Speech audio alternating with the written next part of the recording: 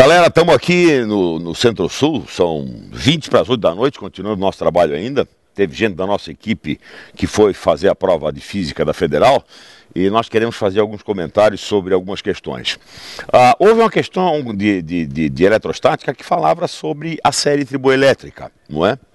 E numa das alternativas, falava que na eletrização da pele de coelho com teflon, haveria transferência de prótons de um para o outro. Isso não é possível. O próton é uma partícula que está no núcleo do átomo e não existe fenômeno elétrico que possa mexer no núcleo. Então, o processo de eletrização sempre se dá através ou do fornecimento ou da transferência de elétrons. Uma outra questão falava sobre a eletrização do vidro com seda, dizendo que o vidro perdia elétrons e a seda ganhava os elétrons e que havia atração. E é verdade, porque o vidro ele está acima, né, da seda na série triboelétrica. Então o vidro perde elétrons, fica positivo, a seda ganha elétrons, fica negativa, e no final, como eles se carregam com cargas de mesmo módulo de sinais contrários, mas pelo fato de terem sinais contrários vai haver uma atração eletrostática. Numa outra alternativa falava que o vidro atritado com o papel, eles se eletrizavam no final do processo com um deles, o vidro, com mais 5 unidades de carga e o outro com menos 5 unidades de carga. É verdade, porque na eletrização por atrito, como eu disse, os corpos se carregam com cargas de mesmo módulo e sinais contrários, não é? E isso é respeito ao princípio de conservação da carga elétrica. Uma outra frase falava sobre o atrito do couro com o teflon e o atrito do couro com pele de coelho, não é? Ele dizia que o atrito do couro com teflon produziria mais eletricidade estática do que o atrito do couro com pele de coelho. Então, isso significa que você tem uma distância maior, ou seja, nós estamos falando em eletronegatividade maior, quer dizer, o couro com teflon estão mais distantes, então quer dizer, você vai ter uma transferência maior de elétrons do que no atrito do couro com a seda. Isso é uma frase, então, verdadeira. Na outra alternativa, ele fala que com 2 bastões de vidro atritados com pele de gato, os 2 se atraem. Não, porque se os 2 são eletrizados com o mesmo material, os 2 vão adquirir a mesma carga. Consequentemente, vai haver no final do processo uma repulsão eletrostática. E no final, uma outra alternativa fala da eletrização de madeira com madeira. Ora, se são materiais de naturezas idênticas, não vai haver eletrização por atrito, ou seja, não vai haver transferência de elétrons de um material para o outro. Então, moçada, em uma outra questão, falava sobre um circuito com LEDs, não é? Onde nós tínhamos essa matriz, um circuito, na verdade, paralelo, quer dizer, ou fechava uma chave, ou fechava as duas, ou as duas ficavam em aberto. Aqui a fonte de tensão era de 3 pilhas, dando uma força eletromotriz equivalente de 4,5 volts, não é? E cada LED era fabricado para suportar uma corrente de 20 mA. Então, uma das alternativas falava que, tipo, se a chave 2 estivesse aberta e a 1 fechada, a corrente total fornecida pela fonte era a soma das correntes nos 3 LEDs. Perfeito. Em paralelo, a soma das correntes é igual à corrente elétrica total, no caso, 20 mais 20 mais 20, 60 mA. Na próxima alternativa, falava sobre a questão do valor da resistência, não é? A resistência para que o LED seja atravessado pela corrente determinada pelo seu fabricante. Então, E igual a V sobre I, equação geral de definição matemática de resistência.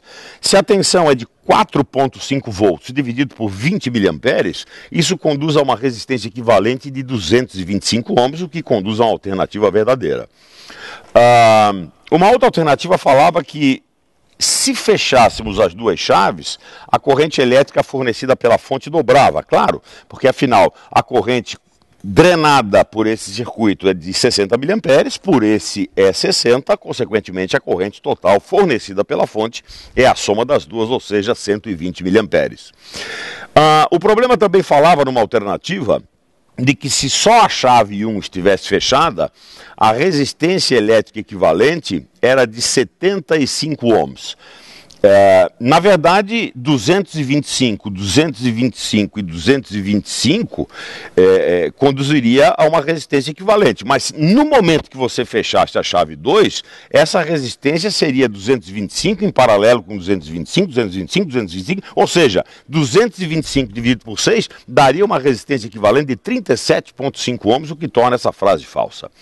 E uma outra última alternativa falava que a resistência colocada em série com o LED serviria para limitar a sua corrente. Claro, porque se o LED é fabricado para suportar uma corrente máxima de 20 mA, se ele for ultrapassado por uma corrente superior a isso, ele vai queimar. Então, a finalidade do resistor, nesse caso, é exatamente fazer a limitação da corrente elétrica no LED. Numa outra questão, uma questão de eletromagnetismo, que inclusive comentei no aulão hoje de manhã, by the way, falava sobre o lançamento de uma carga obliquamente a um campo magnético uniforme, não é? E no lançamento oblíquo, a carga descreve movimento helicoidal e uniforme, a trajetória é uma hélice cilíndrica de passo constante, não é? E nessa questão ele falava em algumas alternativas, por exemplo, que a frequência e o período dependem da velocidade. Não dependem. A frequência do movimento e o período do movimento não dependem da velocidade de lançamento. Aqui nós temos, por exemplo, a equação do período, que nos diz que o período depende da massa, da intensidade de campo e do módulo da carga. A frequência é inverso do período, o que demonstra que não dependem da velocidade, ou seja, uma alternativa falsa. Sobre a questão do sinal da carga, não é? Então, vejam vocês que aplicando-se a regra do tapa da mão direita, nós colocamos os 4 dedos no sentido do campo magnético, o dedão no sentido da velocidade de lançamento, e como a força magnética aponta para baixo, quer dizer, ela está sendo empurrada com a palma da mão. Isso implica a carga elétrica ser positiva, o que significa uma alternativa verdadeira. Uma outra alternativa falava que após um período, não é, a distância percorrida pela partícula é exatamente o passo. É verdade, porque o que é o passo? O passo representado pela distância d é a distância que a partícula percorre com velocidade Vx, não é, no intervalo de tempo de um período, não é? Então isso significa uma alternativa verdadeira, não é? E o valor desse passo, que é cobrado numa próxima alternativa, ele é determinado, já que a partícula nessa direção, ou seja, descreve movimento retilíneo uniforme, então a distância seria V cosseno θ, ou seja, a velocidade Vx, vezes o período, ou seja, esse é o valor da distância, ou seja, do passo da hélice cilíndrica. Numa outra alternativa, é comentado que se nós aumentarmos a intensidade do campo magnético, o raio da trajetória vai diminuir. Isso é verdade. Você observe que o raio da trajetória, isso não está colocado aqui, mas o raio é mv sobre b vezes o módulo de Q. Ou seja, o raio é inversamente proporcional à indução magnética. Ou seja, se nós aumentarmos a intensidade de campo, o raio da trajetória vai ficar menor. E por final, existe uma alternativa que fala sobre o lançamento paralelo, que eu comentei hoje no aulão de manhã, não esqueçam disso. Sempre que você lança uma partícula paralelamente a um campo magnético, o campo é cego, ele não enxerga a carga, não vai aplicar força magnética sobre a carga, e a carga então descreve um movimento retilíneo e uniforme. E mais uma coisa importante, nós acertamos um monte de questões hoje, amanhã tem as questões discursivas, e pode ter certeza que mais coisas importantes, vocês venham para cá para o aulão amanhã, porque coisas importantes sobre questão discursiva serão discutidas aqui.